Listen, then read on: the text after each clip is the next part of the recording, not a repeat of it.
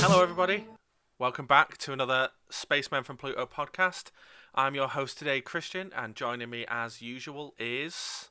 Ben, Dan, and James. So today we're going to have, well, I say we're going to have another chill one and, you know, sit and just sort of talk about news and stuff. It's not going to be that chill. We've got so much news to get through. I'm going to be on the ball. You get like 2 seconds that no one is getting any time to talk. The topic that we'd originally planned to start this off with, which is the introduction of Star to Disney+. Yep. We finally have the huge content, or some might argue not so huge, looking at Ben, content that has been added to Disney Plus under the Star banner, that is all their sort of more adult tune stuff. So I'm guessing all you guys have definitely had time to sort of check it out. Yeah, I had a browse. Only took us a couple minutes. Yeah, that's it. Like Ben literally handed me the PS4 controller and said, "Look, we've got Star now," and it took me all of 5 minutes to actually scroll through the entire selection that's on there. And it's presented in a really weird way as well. Like a lot of the stuff in each category, there's repeated stuff, so it's not all original stuff. So you'll have like action adventure films as one category, and you'll see one film scroll past, and then in another category you'll see the same film come up again. So it's almost like it's artificially kind of inflated even with that. Yeah. But it's a weird one, isn't it? Separated into genres, yeah. And then you notice, Danny, like 2/3 of the screen is just blank and the Star logo. You can't even really see any of it, and because I don't know if that's just a PS4 thing, but it was just a bit of a weird design choice, really. Honestly, I used to really like the Disney Plus app. I thought it had a pretty decent UI, considering like how wonky Netflix can be and how absolutely abysmal Amazon Prime is. Like the Disney UI was actually quite refreshing, that it was nice enough to scroll through. However, they've added Star and screwed up the entire UI for everything else as well. See, I don't think it's that different. I thought it was. Like, I immediately tried scrolling through the Marvel stuff and was like, where's everything gone? Like, it had like films, it had them split into like Captain America, Iron Man, that sort of thing. There was Avengers sections, and then there was like the live action TV shows and the cartoon. Now it's split them all into weird categories, and there's repetitions that there wasn't before. I haven't browsed any of that stuff yet. I just don't think Disney Plus, the apps, have ever really been great. Like there's just little things about them. So how the fact that it's in 2021 and there's still an app out there that when you're searching for a show, it doesn't just have a keyboard to type into. You have to go like all the way to the right to get like Y, then all the way left to get A, and like you have to keep going back and forth. It's a nightmare to search anything. I really don't like how on your continue watching section, if you just click on something, it just plays the episode. It doesn't take you to that show.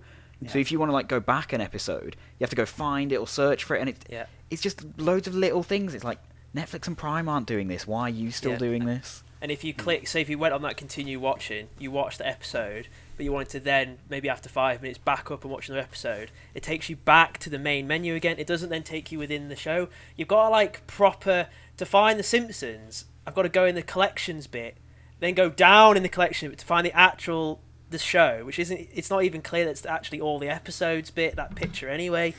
And then it's just like, it's such a faff to find things. And like the Star bit, because there's like, maybe 100 max things on there, shows and television. That's not a lot. So you could start off by just doing like an all section, all movies A to Z, all telly shows A to Z, and they don't even do that. Like when we're going through it, like there's in like the drama section, and we went through 10 titles that we got repeated anyway. And then later on Disney Plus, I found Tombstone, the Western film on Disney Plus. I was like, oh, that's part of Star, and it's not like obvious within Star that it's even there. It's very rushed. I think. Yeah. The whole app's very rushed. The app and the way that they've changed the UI to add Star. I mean, like I say, I do agree with James. The UI wasn't great anyway, but this new rushed version is so much worse. And the selection of films is the selection itself weird as well. Yeah. Like there are films there that like I forgot existed. Like they came out at the time. Like there's films like that came out at the sort of the end of the 90s that I have a really vague recollection that coming out, and they was kind of received lukewarm, kind of received in a fairly lukewarm way. But yet there they are, like stuff like there was Renaissance Man with Danny DeVito. I forgot that film existed. But then I saw the like cover art and I was like, oh yeah, that's a film that came out. Why is it suddenly on Disney Plus? Why is it on Star? It was very strange. Also, I know that this is probably because of like contracts that have already been signed with other streaming services or with like Sky or someone, but there's like weird films missing. Like I'm pretty sure I scrolled through and I don't think Deadpool 1 is on there, but Deadpool 2 is. Yeah. All of the Die Hards are on there, bar the first one. Yeah. There's like odd bits and There's pieces. still X-Men movies missing. There's still X-Men movies missing. I don't think Aliens on there. None of the Aliens are on there. No, but I think that's because the Alien franchise is just a bit too kind of horrific for Disney to associate. That's what it's for. No, but it's not. Like I don't get the impression it is. I think it's like they're wading into sort of like adult films. Not really. I checked, and Alien is on the Canadian version of Star already. I think they're making a TV show. They're making a Noah Hawley TV show as well, Dan. Like it's not. They're reserving it for when the show's out. Maybe it's a rights thing then. I was just gonna say, I think Christian's right. I think it's contracts. Maybe you need to wait till they run out in certain places. And it's all distribution stuff. I think eventually we'll probably get it all, but not right now. Yeah, I did say this before, but with just while we're talking about the fact that there's no Alien on there, I went immediately, being a horror fan, went to the horror section to see what was on there. They have possibly the worst collection of horror films I've ever seen. Yeah, but honestly, it's still Disney. Like you don't go to Disney for horror. I know, but it's like Jennifer's Body. That's supposedly really good. The Omen 2, The Omen 4, Signs. The Fly. It's got The Fly. Cronenberg's The Fly. Has it actually got? That's not in the horror section. Oh great! Well, that's really good, isn't it? Of course it didn't show up. It didn't show up for me. Yeah, I didn't find it in Star. I also found it just scrolling through the main page of Disney Plus. I think my favourite thing about Star so far is that when it first got released and I logged in, because I pay for the account, it was like, oh, so do you want to set up parental controls? I was like, no, it's fine. But then I realised you can set them up on each different profile. So I can lock Ben out of the account at any time that I want. I don't use your account, mate. Then why do you have a profile on it? I haven't deleted it. I'll go back to it. I'll go back to it one day. So what are you watching Disney Plus on then? On my dad's account. For God's sake. I'm hoping time though with Star they give us different pictures for the profiles. I want a Brundlefly Christian as my profile picture for Disney Plus. I think that would be really funny. I doubt they'll do that because because the kids. Because the kids. Yeah. You know, saying like that, I mean, it's obviously early days, and the selection of films will increase as time goes on. It's literally sort of like the first week, so we'll see how it goes. I mean, X-Files is on there, isn't it, Ben? So yeah, that's at least a benefit. Good for TV. The movies of X-Files are on there, so at least the movies, and they're not in Prime, are they? No, they're not on Prime. No, my main thing with Star so far is I've been impressed with the sort of, it's small, but it's a decent collection of TV of stuff I've seen and been meaning to watch that I'm now got all nice conveniently in one place. It is the films mainly where Star is like lacking, but like I say, I really think it is like a licensing thing, and they've already lent them out to other people, and we've just got to wait for like the Netflix or Prime or Sky contracts to run out. Because I've just thought we may never get some of them, because some of them might be the MCU Spider-Man films where yes, Disney own them, but they don't have all the distribution rights to them because they were co-produced between Disney and Sony. Maybe. So maybe that's the thing. It's like if you go back, Fox didn't fully own these films, and now neither did Disney. I don't know. Maybe. Nobody I owns hope them. not. Nobody Public domain. knows who owns them. All films should be in the public domain, and no one should ever make money from them. Oh God. That's Wouldn't a that be whole other amazing? podcast. No, it wouldn't be amazing because then no one would make films. It'd be amazing. It'd be insane. It would improve Star Wars. Way! They really, really would. Can we Really. not? No. Could you imagine the sheer amount of Star Wars fan films that would get made if that was public domain? Like, the canon would be all over the place. Be great. Is it already? Well, that's true. For now, they'll Pretty rewrite fans. it and claim that nothing's canon in a few years. It's fine. I was going to say, when Netflix buys Disney, Oh. Do you think Mortal Kombat has a good place on Disney Plus, Christian? They put that on Disney Plus. I mean, it's owned by Warner Brothers, so I would say no. But it does segue us nicely to the Mortal Kombat trailer. I don't know if you've all seen it. Yeah, No, I've seen it. I've not seen it. Have you seen it, Ben? Yeah, Danny. Yeah. All right. Oh, sorry. I mean, I watch real films, so. Oh, Danny, Wow. it's like a 2 minute trailer. How have you not even watched that? Do you in want to preparation for pause this? and just No, watch it? yeah, not really. Not really. No, it's. I don't really have much interest in it. I mean. No, we've got to pause now, and you've got to watch it. Oh Christ. Okay. Yeah, just go and watch it. All right. I'll watch it now. Then.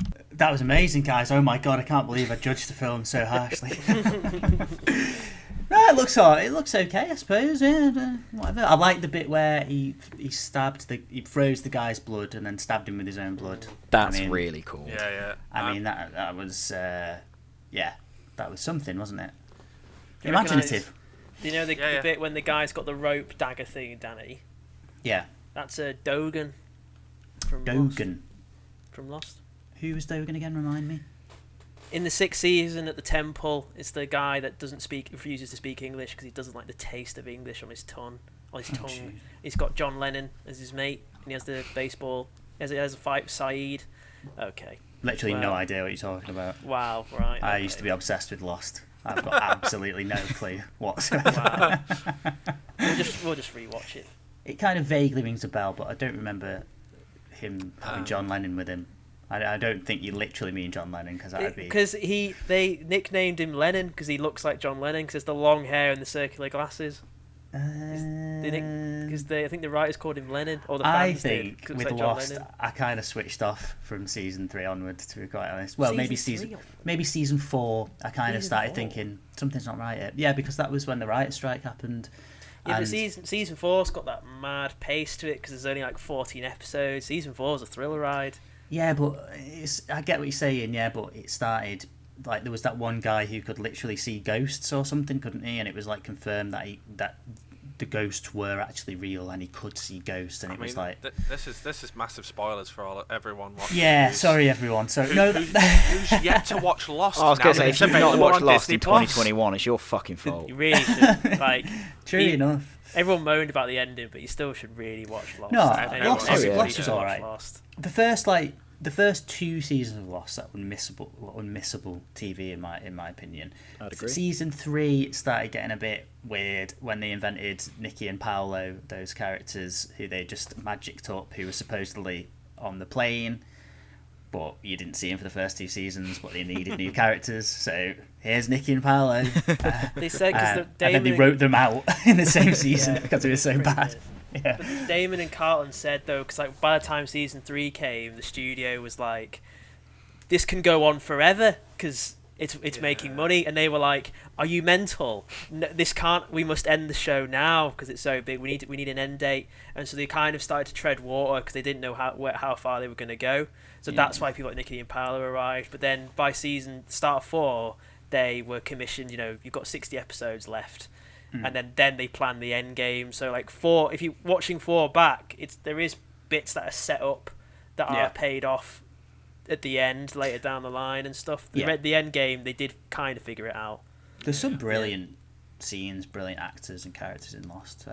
Yeah, I on balance, you know, I got to do a Lost still special like it. down I the do line. still like Lost. But yeah, that Mortal Kombat trailer, right? Yeah. I was going to say. Anyway, anyway. after that brief Lost tangent, That's definitely yeah. staying in. Probably shouldn't. yeah, the Mortal Kombat trailer. So, what's everyone else's first impressions? I have a lot of first impressions. I loved the patronising dialogue when someone said, "It's a birthmark." What does that mean? It means he was born with it. Thanks. Cheers. That's really helped me. Are you guys you fans of the video game? I assume. Not really. I've not really played them. Okay. I absolutely adore Mortal Kombat. Like I'm like sort of big into the games and the weird convoluted storyline that they've developed for themselves over the past 11. Yeah. I mean, like, Mortal Kombat, when I was growing up, was always like, you know, you weren't allowed to play it because it was just so incredibly violent, and you know, the fatalities that you could do were kind of the secrets. Like, how do you do this person's fatality? How do you do this person? You can throw them off the level, and they'll land in spikes at the bottom of the level, and like they die, and blood comes out. I was gonna say, don't forget, in the original Mortal Kombat, it was something like, if a witch flew in front of the moon on the level the pit and you managed to throw them off the level onto the spikes, then you'd have a secret chance to unlock Reptile as a playable character. Oh my god. I did look at some of the new Mortal Kombat fatalities, and it's kind of lost its charm a bit, really, because they're just straight up graphic as hell. I love the new Mortal Kombat fatalities. Do we know the age rating for this new film? It's got to be 18. I hope so. It's a red band, so they're aiming for an R rating in America, which means it could be a 15 over here at a push, but I reckon it'll be an 18. I think it should be at least a 15, so they aren't like sort of bound by what they can and can't do. I think they should be able to just go balls to the wall with the gore and over the top fatalities. It definitely looks like that's what they're doing. Yeah. I mean. Yeah.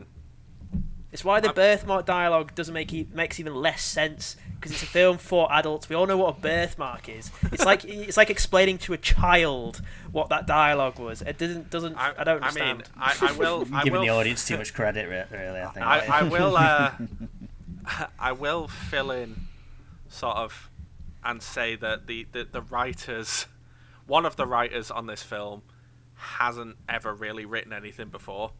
This is their first film. film. He's met someone before. And he knows how people speak. The director Simon McQuaid, before this, has directed one 1-minute short film. This is his first ever directing role. His name's Simon McQuaid. It sounds like an 80s Arnold Schwarzenegger character. Simon McQuaid is back. But they've got the full force of James Wan and his money behind them. And his signature on the check, so they can put his name in the trailer. That's all that is. Mate. Executive producer. Yeah, that's all that is, mate. No. He's a producer. He didn't go for executive. Doesn't mean anything. He's watched the cut of the film and it's all right. No, but my favorite thing. Do you reckon that'll be a quote on the poster? James Wan. Here's that. Yeah. My favorite things about this trailer is, number one, it doesn't look like it's taking itself too seriously. It's it's leaning into the fact that Mortal Kombat has like a ridiculously cheesy storyline. And while it's retconning little bits and pieces, it's mainly sticking closely to that sort of cheesy Mortal Kombat lore. Number two, they seem to have gotten most of the characters right. They look spot on. At least, yeah. The moves at the end where he turns his blood into a dagger and then throws him through an ice wall are actual combos that you can do in the games. So it looks like they've copied the choreography and the fatalities from the original games. At the very, very end, when the guy muffles something through his Bane mask, apparently he says, "Get over here." That's from the actual game, the character. Yeah, that was one of the few lines that they could fit into the early game. So Scorpion, every time he did that, would yell, "Get over here." Yeah, and that's at one point like they say finish them. The iconic line, isn't it? I don't know much about the Mortal Kombat games, and even watching this trailer, I'm recognising some of the tropes from it. So It looks like they're being pretty faithful. They're being very faithful, and the other thing I like is that they seem to have gotten people who can act, but they've mainly gone for people. That does help. They've mainly gone for like stunt. Like they mainly gone for like people who are good with choreography and stunts. So because let's be honest, the acting isn't the main thing you come to a Mortal Kombat film for. You come for the fights and the choreography and the stunts. So they've gone for people who can nail that, and then they're like, and then if their acting isn't up to par, we'll give them a crash course in acting. I think when it comes out though in prep, we should watch for Time Saw Trash, Balls of Fury, because that's a Mortal Kombat film. I thought you were going to say the original 1995. Yeah, I thought Of course, we should watch the original 1995. Balls of Fury. Here's a question for you, Christian, because watching the trailer, I didn't even really pick up on that this is a thing, but I've seen a few people online being like, "Ooh, who's Cole? Who's Cole going to be?" Surely he's going to be like Scorpion. Surely. Like, not the original, he's going to be like his grandson or his descendant, surely. Well, the way that the Scorpion and Sub-Zero seem to be the pivotal characters, like they are in the games, and the way that their lore works is that they are both from rival clans, and Bihan, which is Sub-Zero's actual name, mind-controlled, sends the Lin Kuei, his clan, to murder all of Scorpion's family. Scorpion then dies in the fight, is resurrected, and comes back to take his vengeance on Sub-Zero. He then kills Sub-Zero, and then someone else takes over as Sub-Zero. Right. So, Cole could be anyone. Or no one. Or no one. Like, he could just be Cole. Or a Palpatine. I'm guessing that Cole has something to do with Sub-Zero, and it'll be nice to see them sort of... or Sub-Zero or Scorpion, and it'll be nice to see them sort of do that, like do something interesting, like keep it fresh while also staying true to the Mortal Kombat storyline. I hope this film is a success, because then it can do what the games did and just have the Terminator and Rambo just show up for no reason, and let's have Rambo in it, and Hellboy or Predator just in it. Chuck them all in. Chuck them all in. Tobey Maguire, chuck him in. There's a shot of the Shao Kahn statue partway through, and I'm already calling that he's not going to be in the film yet, and that they're going to have him do essentially shot for shot the Thanos "I'll do this myself" as a post-credit scene. You think they'll jump to that? You don't even think they'll just have the shot of his back and he just turns to camera? Oh yeah, maybe they'll just do that, because Shao Kahn has his own throne as well. Nice. Because they but yeah, I'm excited, and I've seen a lot of people being like, "Oh, but they're not going to do fatalities on these characters." Oh, I reckon they're absolutely going to kill some of these characters straight up in the first film. Yeah, because in the trailer I noticed 3 characters that don't have posters that appear in the trailer are Katana, Cabal, and Reptile. And I'm like, all 3 of those, the fact they've not mentioned that they're in the film at all, all 3 of those characters are 100% dead by the end of this film. In the film, whose back does Katana have? Because we know her sword traps the souls of her victims. It's a Suicide Squad reference. Yeah, I get it. This is Katana. She's got my back. Sorry, Dan. In the games, isn't there like a fatality that doesn't kill them? Like, isn't there a word for like? There's friendships. No, I'm sure. I thought there was a thing of like, there's a finishing move you do, and it's like it does a whole cutscene, and it's really brutal, but it doesn't kill them. And so instead of coming up saying fatality, there's X-rays. Yeah. I thought there was a name for it. I could be completely wrong. I thought there's the X-rays, which would be cool if they incorporated, where it just goes into slow motion. You watch it do like a cut through of their head as it. As they like crush their skull or like break an arm or something. The answer is brutalities. That's what. We go. Thank you, Just Dan. a quick Google. Thank you, Dan. I knew there was something else. Brutalities do kill them, though, don't they? I don't know. I think the implication Then why are they not is that called they fatalities? Oh, it's brutality is the implication that they don't die. That's what I assumed. don't. It's just brutal, but Yeah. it's not fatal. So Whereas maybe fatality is brutal and Christian, fatal. what are you going to do if that's all you get? You only get brutalities and no fatalities. Well, we've already seen Kano with, I'm going to presume, Reptile's heart. So I'm going to guess that there's some fatalities. Because Reptile's got 2 of them. Fuck it, they'll write that in. That is one That's of a great piece of knowledge you got there, James. Just smack that out onto the table. Oh, I haven't got a clue if it's true. I'm saying they'll just write it in. Oh, you had me going then. Yeah, Reptile does only have 1 heart, but he does have green blood because censorship. Ah. But everyone else gets smashed to pieces with red blood. What's the point of having one character without red blood? No, there's a couple others. There's one that's got blue blood. In fact, there's a few that have blue blood. But if there's even there's one 2 with robots. red blood, what's the point of not having all of them with red blood? I'm pretty sure in Germany all Why video not? games have to have green blood. Yeah. Doom Makes sense. Doom and Mortal Kombat in Germany. I don't know if it's the case anymore, but Doom and Mortal Kombat in Germany, when they came out, had to have green blood, and some of the sprites had to change. It's like in The Walking Dead on American television. You can't swear, you can't say the F word, but Yeah. oh boy, can you tear a body apart and It's squish their remarkable. heads, Yeah. It's invite and remarkable. destroy them with guns and It's swords. incredible. But you can't say fuck. like It's so heaven, stupid. heaven forbid. It's so You can stupid. literally portray someone being killed in the most insane way that your imagination can conjure, but you can't swear. You can It have their really head is bizarre. caved in with a wired baseball bat in real time. Yeah. But you can't say shit.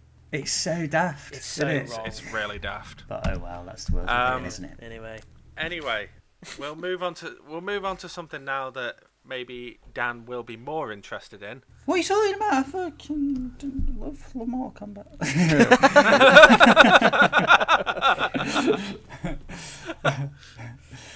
I'm not saying that you're I not did. interested. I'm not saying that you're not interested in Mortal Kombat. I'm just saying that you might find this more interesting because we're about to talk about Joaquin Phoenix. Oh, okay.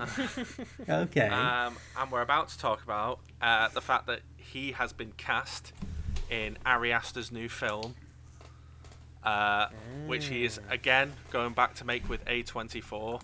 It's called Disappointment Boulevard, and it's Sounds like setting my your kind of film. expectations low. For this film. It's called Disappointment Boulevard, and it's described as an intimate, decade-spanning portrait of one of the most successful entrepreneurs of all time.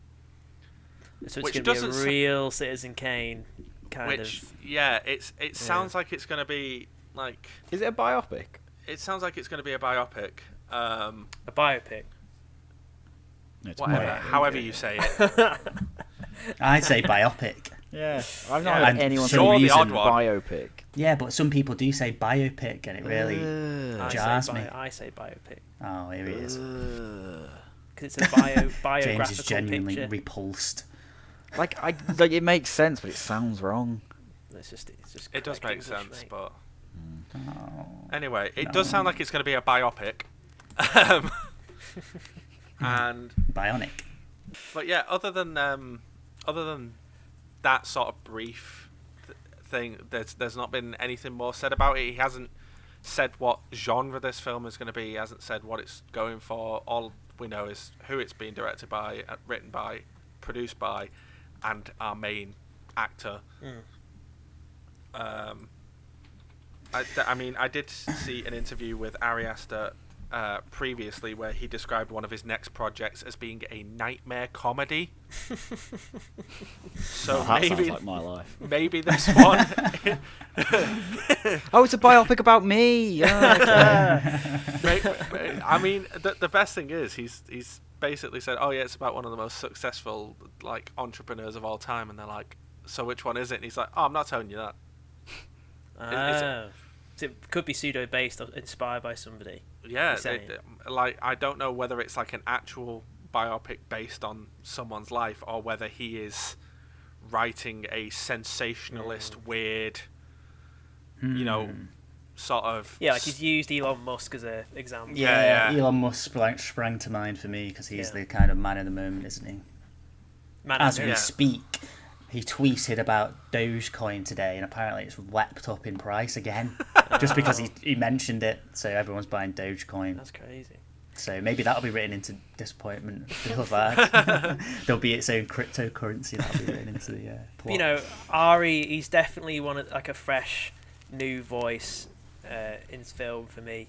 He's only made 2 films, and I'm glad they exist. I find that they're interesting, and like anything he does, I'm kind of interested to see what he's got to bring to the table. And I hope he's kind of one of those people where like I kind of hope he doesn't enter the franchise game. I kind of just keep doing your thing, mate. You're doing your weird movies that somehow have broken like into the mainstream. Like they get like Midsommar got like a cinema release. So Did Hereditary not? Sorry? Did Hereditary not get a cinema release? It did. It definitely did. I forgot, but it definitely did because we were. It did. I don't know how long. I think it was a short cinema release. It wasn't like limited, but it was. Okay. I don't think it was particularly long because I remember trying to go see it at the cinema and missing it in the time that it was on. That's a shame. Even though I work at a cinema. I've not seen either of those films. I've only seen Midsommar. Yeah, I need to get on Gotta that. watch Hereditary. That'd be interesting. Honestly, like, I've talked to a lot of people, and you know, people either love or hate his films. And the weird thing is, there's the people that like both. There is a bitter argument on the internet about which one is better. There's, you know, some people who are all on Hereditary and say Hereditary is a masterpiece and Midsommar pales in comparison, and other people who are like Midsommar is a masterpiece and Hereditary pales in comparison. Not to spoil things then, Christian, which one do you prefer? I prefer personally. I think Hereditary is the better made film. I prefer Midsommar because it more fits into what I find it like. I find it quite interesting. It's, you know, it's a sort of weird Wiccan cult in the middle of Sweden, and it's got that sort of Wicker Man vibe about it. I won't say too much of spoilers. If I have to pick one, I think I prefer Midsommar because of its third act. Compared ruined it for me. Compared to Hereditary's third act, I prefer Midsommar, but I can't tell you why, James, because of spoilers. Okay. But this is why, because you don't like Midsommar, it's why like Hereditary will be an interesting chat regardless even if Danny doesn't like either of them. That's at least the quality of his films that you can't say they're not well made, I don't think. No, they definitely create a conversation. Yeah, he definitely has a style because he really likes the sort of slow burn that escalates into utter bizarre chaos gradually. I mean, he really went all out on Midsommar. I'm going to pronounce it correctly this time. And I'm going to be stubborn and continue to always call it Midsommar. Yeah, he definitely got... I mean, Midsommar was a lot longer than Hereditary for one. It was like an hour longer.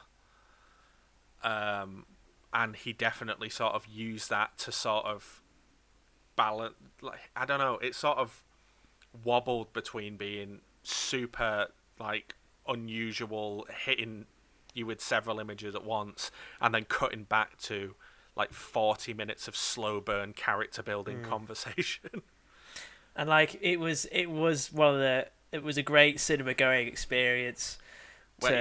It was pretty min. There was like there's certain sections in the film, and there was us five in the cinema, and we could sit together as well at that point in time. We could actually sit together, and we're all sat like for like our heads in our hands, like trying not to look at the screen, being like, "What is happening?" Really? It was a pretty. There are moments that are difficult to watch. And we all came out of it. Like when we came out of it, everyone on shift was like, "Oh, how was it? How was it?" And we were all pretty like, "Just give us a minute." Yeah. There's something really creepy pale-faced about that whole aesthetic of the weird kind of Wiccan kind of fucking Wicker Man style stuff, and the way it's kind of like presented as well. From what I've seen of it, it's like everything's like lit. It's all during the day. It's like it's sunshine. Yeah. And it's like, there's something just very creepy about that appeals to me. I will watch it eventually for sure. There's also like there's always something to see in the background. There's like what I love about both Hereditary and Midsommar is they both outright tell you what is going to happen. You just don't notice until you're rewatching the film. They sort of like give little hints and stuff, and then when you rewatch, you're like, oh. I mean, Midsommar's particularly bad for like if you notice something, you're like, oh, now I know what's going to happen. There was definitely a point in Midsommar when something happened, and I went, that's going to be one of those ones where they've just told us the entire plot if you listen and watch back, kind of thing. Yeah. My thing with Midsommar is I didn't give myself the best chance with it because I accidentally watched the director's cut first, so it was longer, and I wasn't. So then I think if it had watched the regular one, I would have been like, oh, okay. But because I was a bit burnt out from it being that, like, I think it's an extra half an hour longer. It's like half an hour, 40 minutes longer. That's it's a big director's cut. Yeah, wow. And then I was watching the film throughout. I was like, okay, here we go. And then the ending happened, and I just kind of went, oh, I don't like that ending, and it's kind of ruined the whole film for me. All right, I'm intrigued. Yeah, but it's worth watching. Definitely. At some point, we will have to. We'll all have to have watched both of these films, and we can maybe sit down and have like a small conversation on the podcast 100%. or on a separate video. I think that'd be cool. Where we 100%. sort of discuss Ari Aster, because he is like That's such a great name. he is a big name in sort of upcoming horror, and especially with people who enjoy the weird and wonderful films that A24 put out constantly. It's very much like him and Robert Eggers are the two front runners on the next generation of horror creatives. Yeah. Like, because Robert Eggers who did The Witch and The Lighthouse, and now he's doing is it The Northman? Is that what it's called? The Northman. The Northman. Oh yeah. Yeah, with its mental cast. It's really cool. I might cut this out, Christian. There's a really cool the A24 podcast. Ari Aster and Robert Eggers just had a chat for like an hour. The two of them just had a chat I might about have to give that a listen. about all these weird little niche films they've been watching together, well, separately. Sorry. Yeah, one of my favourite Robert Eggers quotes is still the one where someone asked him for advice on making films, and he said, "Never put a goat in your films. The goat was an absolute nightmare." Yeah. That was literally the only bit of advice he gave. James and Dan, have you not seen The Witch? I've not. I've seen The Lighthouse, but I've not seen The Witch. Oh, guys, No, watch I've The Witch seen- then, aren't we? Because that was going to be my question. Would you call The Lighthouse horror? It's It's like a weird psychological descent, isn't it? Yeah. It's a very. I'd say that it counts as horror because it is like a psychological horror-y thriller that of just two people absolutely losing their mind. You'd Lighthouse like is still the only film that's technically in English that I've had to put subtitles on for. Oh yeah. I find just super quick. You'll like The Witch, Dan, because Chris Fincher's in it, Oh right, okay. and Taylor Joy's in it, so you're gonna like it. Amazing. I don't know. And then super quick, I find like just in general like modern movies. I must be going a bit deaf, because like they're proper like muffled sometimes. And I've got to turn the subtitles on. Bet you had a I field like- day with Tenet. Or like the sound mixing is like Yeah. muffled, and I've got to be like, I need to turn the subtitles on. 'Cause I've I don't had know- that. I've had that problem for years, mate. Like probably like Yeah, yours I too. watch everything with subtitles because I can't quite hear the dialogue sometimes, and Yeah. I need to know every line. I need to understand what's going on in the plot. So it's not like I rely on the subtitles, but it's nice to have them there just in case to quickly scan and say, "Oh, they said that," See, I watch 90% of stuff. I either have like a massive sound bar turned on, or I'm wearing headphones. Yeah. Okay. You watch films with headphones on? Yeah. Oh, that'd be a nightmare. I'm looking forward to Ari's new film. Whatever he does, I'll kind of just check it out. Yeah, And- I'm hoping that it is a nightmare comedy. I want to see what that looks like. I am going to quickly go through one final bit of news that happened literally an hour before we sat down to record this podcast. And that is, surprise, surprise, David Fincher has announced his next project. That's right, the Fincher Podcast is back. Fincher Talk Part 2. Let's go. Yes. You all requested it, obviously.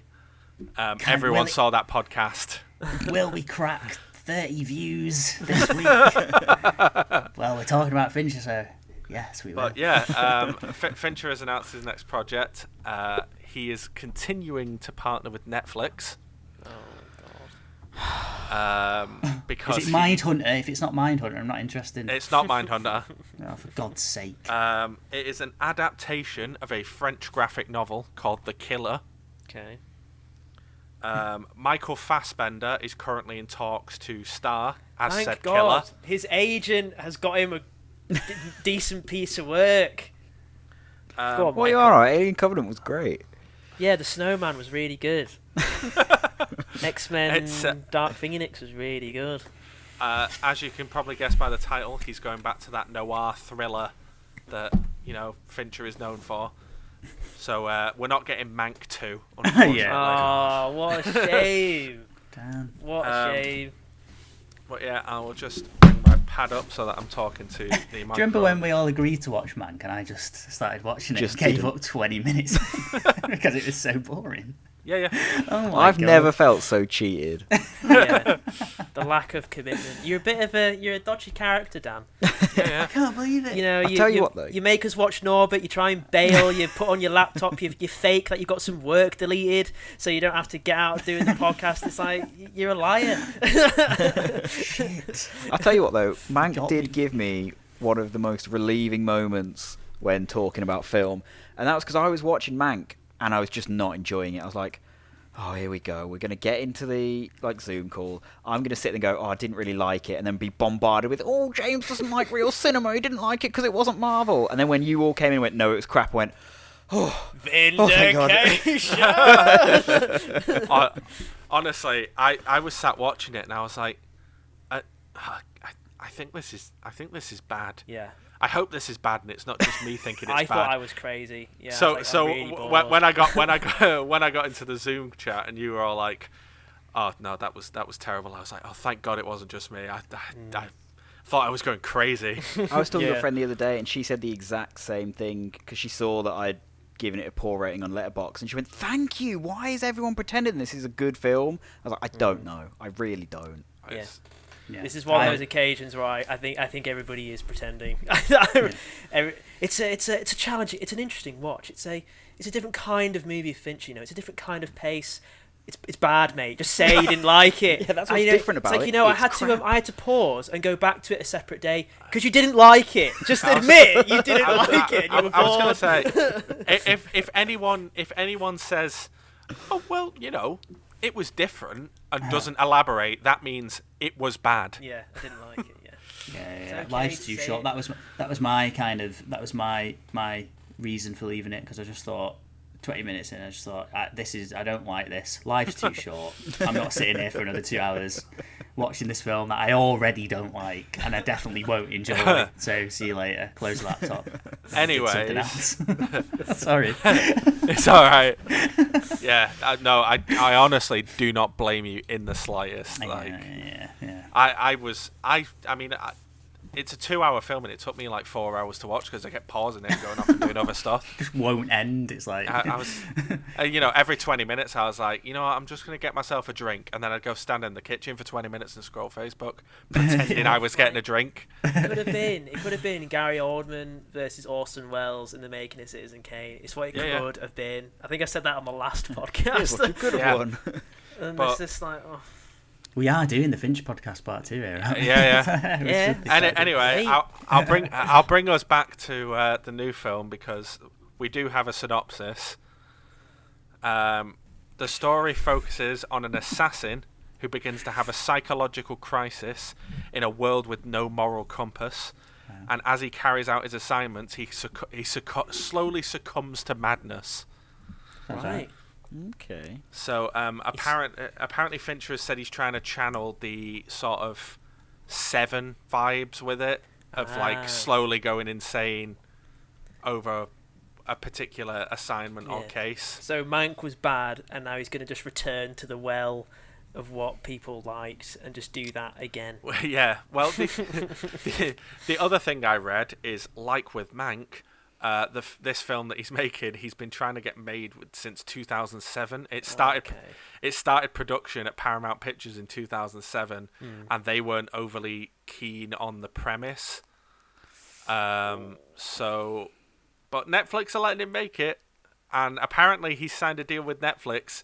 So after this film, he'll also be making a third film with Netflix. Yeah, that he's been trying to get made for 15 years. So telling him it's bad. maybe I was going to say maybe we'll just get the David Fincher, I've been trying to make this and no one will let me. But that's because it was bad all along trilogy. That would be great on a box. On the DVD section. That'd be amazing. David Fincher's Why Would Nobody Let Me Make This trilogy. I am really happy for Michael Fassbender though, because I really like him as an actor. Same. And he needs a win. Yeah, it's not been confirmed that he's been cast, but he is the only. He's the only actor's name so far where they've attached it to this film. Okay. So I'm guessing that Fincher is probably leaning heavily towards Michael Fassbender. Maybe he even, because apparently this is a revised version of the script. It's not the same script as it was in 2007. It's been constantly evolved. You'd hope so. Did you say it's based on a graphic novel? Yeah. It's based on a French graphic novel called The Killer.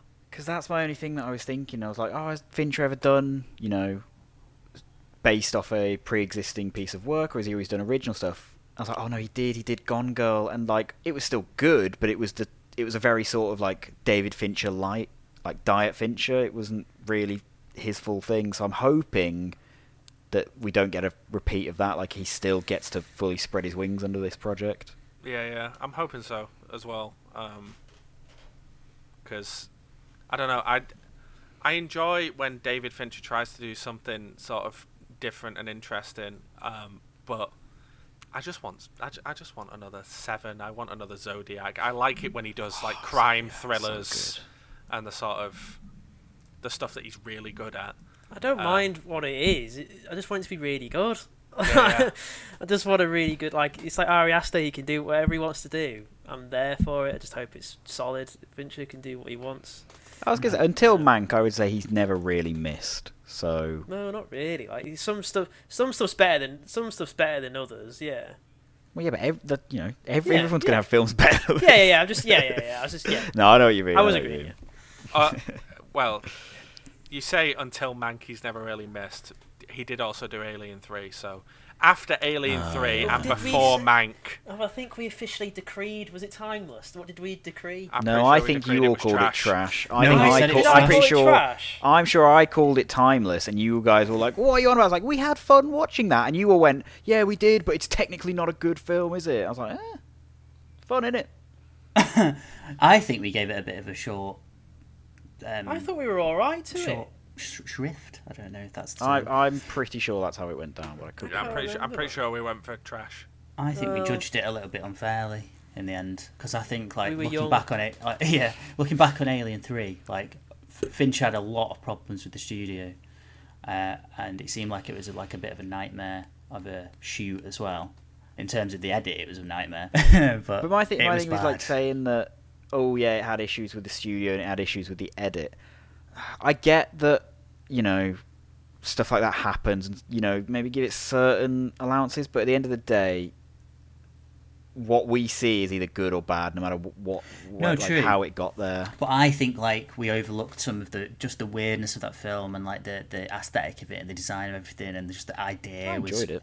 There was something really, I don't know. I think because of the environment we watched it in, where it was the timeless or trash environment, I don't think we got the whole kind of. We weren't able to soak in the atmosphere as well as we might have done if we were just watching it on our own. Speak for yourself, I called it timeless. You did call it timeless. It's why, ideally, you're supposed to watch a film in a big, dark cinema with a massive screen to fully engage, not on my laptop with an earpiece. I was going to say, how it's made, man. When we're all allowed back in the same room and we can sit in a dark room and watch a film on a TV, I think I don't know. I think we'll enjoy it better being in a properly social situation. I suppose this is a relatively decent point to bring up the fact that originally we didn't envisage this podcast to be a Zoom call, did we? We didn't envisage Timeless or Trash to be a Zoom call. Any of this. Of course we didn't. So hopefully, as the fabled date of the 21st. June 21st. 21st of June arrives. 100% going to happen. Yeah, of course. But at some point, we're all going to be in the same room rather than on a Zoom call, and the channel is going to change the way it does things, I suppose, because we're actually going to do stuff in person, and we're going to physically watch the films together, and we're going to physically be sat around a table together with proper cameras and stuff, and it won't be a Zoom call. So I think we can all go in Danny's room. Oh my god! It'll be great because when Dan makes us watch an utterly terrible film, I can just lean over and actually punch him in the face. Oh, great! Violence. He's gone for violence. He's promoted violence. He's promoted violence on the podcast. So yeah, Ben wanted me to mention this. It's the 25th anniversary of Trainspotting. Oh, happy birthday! Oh. Happy birthday, Trainspotting! Yeah, it was like 2 days ago, time of recording. It got released in UK cinemas. Crazy. Has anyone not seen it? Somebody said they hadn't seen it. I haven't seen it. Oh, you're Oh gonna my have, god! gonna have to watch it. It's a great film, man. It's a good film. little film. Awesome. Maybe educate me on it later. Oh, Yeah. tease. And I'm a fan of it. I don't know what the consensus of the second one is. I do enjoy the second I've one. not seen the second one. I've not Oh seen the second my! one either. Oh my god! Oh, if Christian had come in there, we'd have gone up a whole octave, I think. I would have What a shame. I would have transcended the sound barrier, man. I was No, gonna say it was just another one of them where the sequel got announced and trailers came out, and I was like, oh yeah, that looks interesting. I'll watch the first one so that I can watch this one. I watched the first one and then just never watched the second one. I do that all the time. I watch the first one in preparation for the second one, or like I'll read the book in preparation for the film and then never watch the film. Like the character of Begbie, played by Robert Carlyle, is one of the great film characters. He's one of my utter favourites. Yeah. And he's going like ages ago. I talked about how in Cobra Kai, Kreese is just a villain. He's so villainous and he loves being the bad guy. He's one of those guys that is like he's out and out the villain. He's such a terrible. He's just an person. arsehole for arsehole's sake. He's such a terrible person, but it's like in a very entertaining way. Not to say too much, Christian. He's glorious. It's a really good film. Really good stuff. Like Danny Boyle, he's good. He's all right guy. He's an all right director. He's got some good films, some like okay films, some better films. Yeah. Sunshine was rubbish then. So, Sunshine was good except for the final act. is it though? Because a podcast me and James listen to, the host of that podcast, it's his favourite film. Nah, like Sunshine's Okay. really good. Nah, it's not his favourite film. No. I wonder if it's worth going back. Because it's got a mad cast. No, maybe, but I just remember the third act just totally losing the plot, and it just shouldn't have gone down the way it did. But I'm up for watching it again. Maybe I was wrong. It's like Midsommar. I think Sunshine was like trying to be a horror film, but it's really bright. It was like trying to be the reverse of the dark traditional horror film. Maybe a little bit, but then it just turned into a slasher pick at the end, and it was just really did dumb. it? Oh, I tried not to spoil things, mate, but all right. But yeah, Trainspotting's really great. We were talking about Stranger Things. Happy birthday to it. We're gonna have to watch it. We'll have to watch it down the line. I'll definitely have to watch more Danny Boyle films because I'm pretty sure the only one I've seen is 28 Days Later, and I really enjoyed that film. Really? I've not seen that one. What? I think I've only seen Trainspotting and Slumdog Millionaire. Wow. I think I've seen everything but Beaches. He did a film called, what the hell was it called now? Like Twist or something like that. Is it called Twist? Oh, Trance. Trance. It's absolutely awful, that film. I remember just thinking it was so bad. It was so bad. So don't watch that. Yeah, I Or think do you? I've seen, other than The Beach, I think I've seen all his films. It's a bit mad he directed the London Olympics, isn't it? That's like a bit mental that he got that job. As in, the opening ceremony. The opening, I Yeah, think yeah. he did the closing He as just well. directed the pole vault. Oh, yeah. He directed the I entire knew those thing. events were scripted. Yeah, it was amazing though. It was so good. I remember watching yeah, it and just cool being one. like, "Whoa, this is actually genuinely impressive." It's Is the that the one only- where the Spice Girls came out? I think so. Yeah, Maybe. It's the Mr. only, Bean was in it. Yeah, it's the only time I've ever watched the Olympics in my life. Oh, I could be in the Really? Olympics. Yeah. Why? Olympics is pretty good, man. They're good. The Olympics is alright, but it's no Winter Olympics. Oh, that's Yeah. true.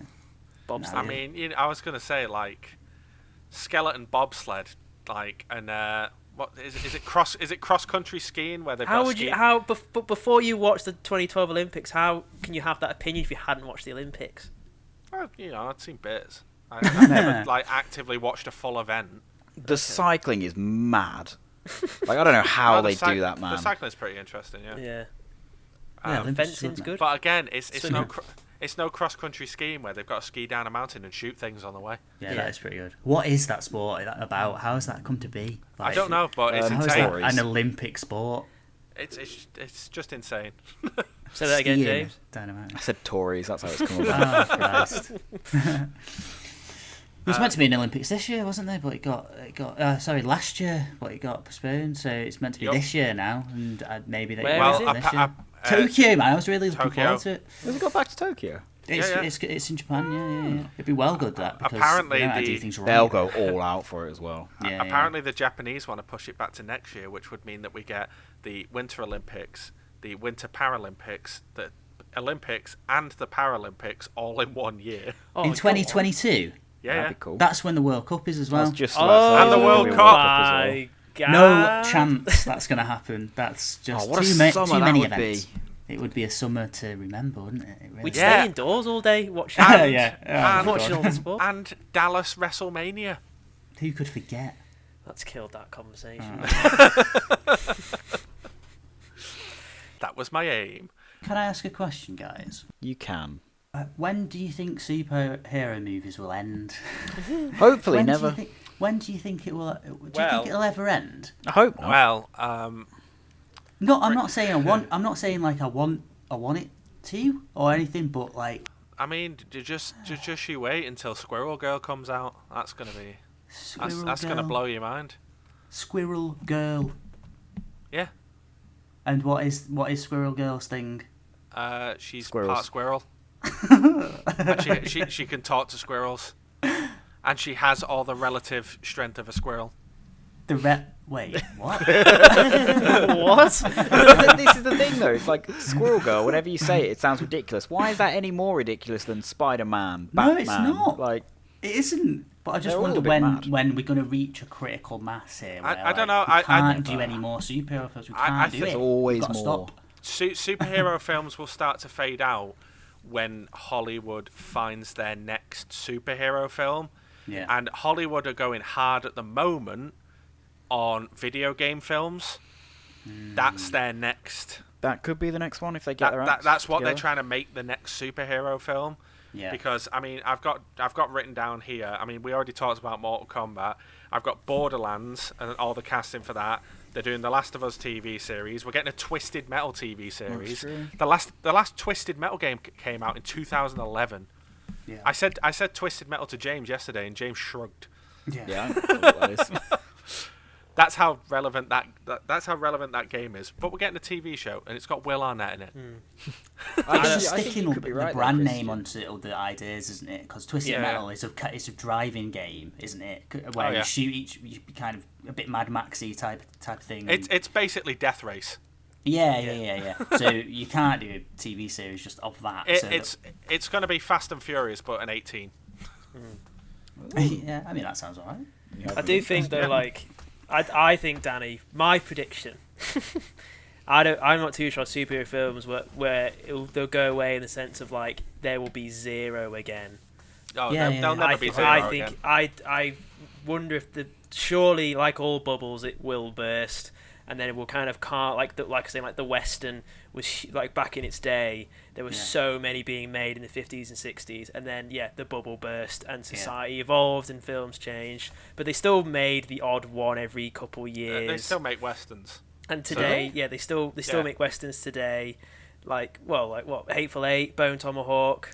Yeah. I watched the News of the World. I watched it a week ago. Paul Greengrass, Tom Hanks. That's a western on Netflix right now, brand new. Yeah. Awards consideration. That's a western. They still make them. I think for superhero films, surely just throughout film history, it's got the cycle's got to repeat. However, these all happened pre the internet and streaming, and every single studio has to make their own back catalogue. So there's this big like question mark next to it of like, Marvel's such a juggernaut. It's so like I don't know how this keep. I don't know where. I just don't know. I don't know. Like, how can this keep going? How can it keep going? It seems to have replaced kind of something in our society, like this whole era we're in at the moment. I don't know what it is, but it's like, like we were talking about how there's no subcultures anymore, really. Like, we were off camera, yeah. Yeah, off camera we were talking about that. Like, in the 90s, you had, like, the grunge movement. In the 80s, you had, like, the electronic movement and, so on and so forth and stuff. You don't really have that now in terms of music.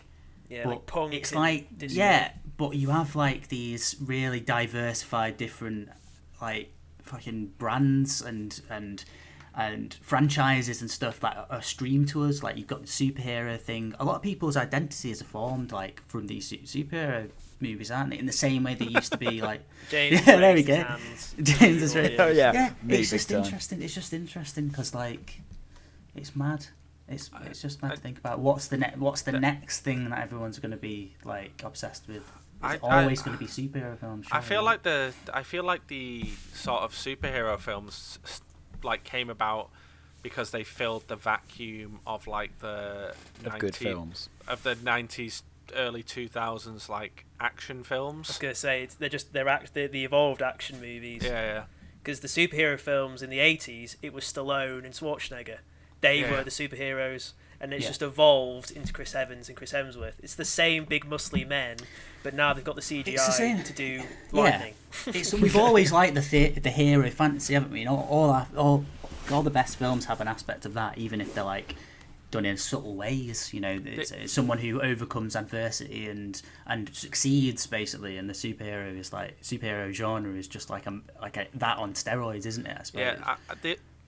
The other thing with superhero films is it's about the timing. The reason that superhero films have become super popular now is like the comics have always been the comics have always been pretty popular. They've been pretty popular for years, but now is the period of time when they can take what is seen in a comic and accurately recreate it on screen without it looking goofy, cheesy, or just cheap. But I would argue that when Superman 1978, I think it was, came out, they probably looked at that and went, "Whoa, they've brought the comic to life." Yeah. I think it's just at the time you always think it is. Like, in 20 years, you'll probably look back at the MCU and be like, "Oh God, they thought that was realistic." It's like in the slogan, isn't it? You will believe a man can fly, because it was this brand new. I'm just saying that, like, I think that the reason that we've got like this sort of almost oversaturation of superhero films is because technology's moved on far enough that now they're like, oh well, we want to do a Superman film, but back in the 70s it's like, oh, we want to do a Superman film. It's like, well, who are we going to make him fight? And there's like, well, there's this Doomsday guy in the comics, and it's like, well, we can't really make him without putting a guy in a giant goofy costume or doing some dodgy 70s 80s CG. Yeah. Whereas now they can easily be like, oh well, now we've got a whole range of these new characters and stuff that we can accurately portray. Yeah, I suppose so. Because CGI is so readily available and is now becoming cheaper than practical effects. Yeah, it's only going to get more insane. Like, I truly believe, like, the Mandalorian, the volume. It actually is the future of filmmaking. It's the cynic in me believes that all film will be made in the volume. The volume being the sort of LED surround the big things, LED video game engine where you just have a big screen and that's your set, and they won't shoot on location anymore because it would just all be in the volume. That's the cynic in me that kind of just. I think eventually that's where we're heading. That's just where we're gonna head. I think at the moment we've still got some because you've still got some directors that are pushing for more practical things. So I think if we do move to the volume being the norm, you will still get those sort of old timers who are like, no, I like shooting on set. I want to do it more real if I can. I was going to say that there'll always be those people that push for the practical and push for to film to film in a more classic manner and create a film in a more classic manner. So even if the volume does become the norm, there'll still be films that are filmed on location.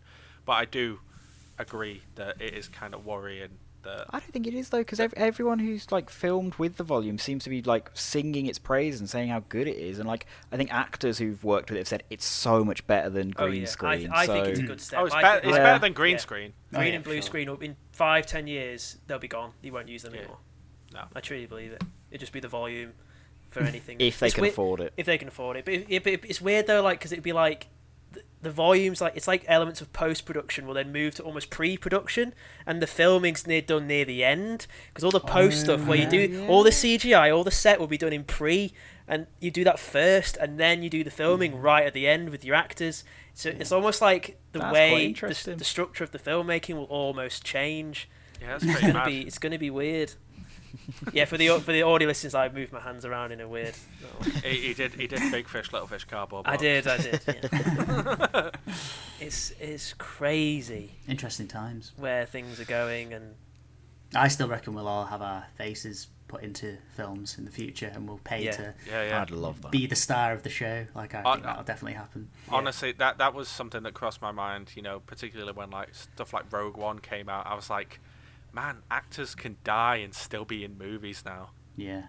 Because of the technology. It's mad. That is, that topic that topic, I don't know if sits well with me. No. I don't know how I feel about the idea of bringing, because I just like the idea of, you just have another actor do an interpretation of the role and they can do their own thing on it, and it just gives somebody else a job. But I guess if you're hiring CGI people, that's like tens of thousands of people to do a job, so, well, maybe not. Maybe. I was saying it more just because, you know, it's like an ethical thing. It doesn't look very good. Oh yeah, it's that as well. It will eventually though. It looks seamless. I was gonna say, it may well look completely seamless. You won't be able to tell. Like, yeah, there could be a point where it gets so good you can have like, you know, to superhero films, you could have like a young Michael Keaton, a young Adam West, and a young Affleck, all just hanging out, and it'd just be weird. Yeah, the actors will sign the rights away to their likenesses while they're still alive, and they won't even have to act. I think they already have done. I think that they already have done. To be honest, I legit think they have. I know that it's already in people's like clauses and contracts and even their wills, because like Robin Williams had in his will that Disney have loads of footage of Robin Williams in the VO booth doing stuff for Genie, and he wrote that they're not allowed to use that footage until he's been dead for at least 35 years, I think it is. Wow. I'm telling you now, if that hadn't been in his clause, they would 100% have just recycled that footage for the live action one. Yeah, 110%. Oh god, that'd be so ghoulish though. That I wouldn't have liked to have seen that. No, that would have been horrendously weird. No, I think there would have been a massive backlash about that, because that would just be pure. That's just so tasteless. Unless Robin Williams had it written, yes, if you do a remake of Aladdin, use my voice. Then I like. If he's on camera saying it, I was gonna say it's one of them. It's one of them things when they do sort of like CGI faces now. It's kind of uncomfortable, but you know, it's like the families have given their blessing, so... Yeah. I bet that's Harrison Ford's dream, though. He'd be like, wait, what? You can make Star Wars films with Han Solo and you don't have to wheel me out. Do it, please, go for it. You can just sit or just films in general. Bruce Willis would be like, I don't have to be here. Yeah, do what you want with me. It's both worrying but also interesting, and when will this superhero bubble burst? It's got to there's got to be like a point of critical mass where it's like we've ran out of superheroes. We don't know what else to do now. We actually literally ran out of stories to tell. We have to say stop. that though. Like these stories have been. I was going to say they've been being written for decades at this point. Like, I don't agree with that, because by that time they have run out. They'll just redo them again. Yeah, that's very true. Yeah, I was going to say write new ones, but yeah, you're probably right. I was going to say new ones, James. Originality's dead, mate. I was going to say we're already getting to the point in like Marvel comics where they're like Civil War 2. Yeah, go on then. They'll just redo it again. But yeah, surely the bubble will burst when the audiences stop going to it and turn away from it. But will they? One interesting thing about the Spider-Man trailer, I hear it just said only in cinemas, only in theatres, which is an interesting little hint at where things are going, you know, because obviously cinemas will be open by that point. We hope, we expect. Surely. Yeah, Spider-Man's Christmas this year, isn't it? So surely Christmas this year. I mean, I'm hoping things will be normal. It'll just be normal, more or less. Come on, we can do it by June. Yeah. Maybe July at push. I don't know what all this umming and ahhing is. It's definitely June 21st, 100%. Boris said it. Boris and he's said. never been wrong. I'm going out when on has June. he lied before? I don't care if there's it's still lockdown. I'm going out on June 21st. I'm going to deck someone. I don't care. Anyway, thank you everyone for watching. Don't forget to like and subscribe. Did you enjoy this episode? Let us know in the comments. If you're listening on Spotify or Apple Music, thank you for tuning in there. If you're watching this on Facebook, thank you for tuning in there. And that's it from us this week. See you next week. Bye. See ya. Watching on Facebook, yeah, Christian. Yeah. Did I say Facebook? Yeah. You fucks it.